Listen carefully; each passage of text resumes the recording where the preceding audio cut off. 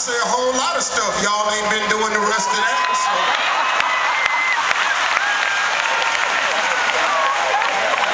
I just figure I'd go on, keep it real. Trying to give you a little timeline on it, you know. You work it out for yourself. But you know, I'm saying all that to say is that an amazing thing can happen to you. Just give God a little bit of room in your life. You understand? The moment you quit trying to make all the decisions on your own and confide in him, talk to him before you make a decision, as simple as writing a book, or as where you want to work, or as simple as who you want to lay down with, or as simple as who you think might be a good father for your child, or as simple as what school you want to go to. The moment you start putting him into every decision-making process, the better your life will be.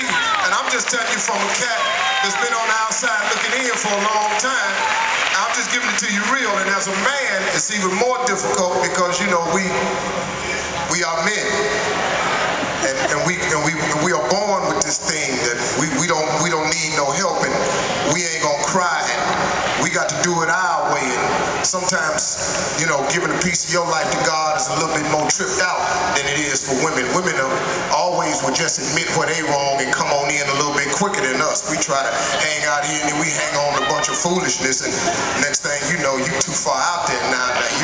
Now you way out there. Now you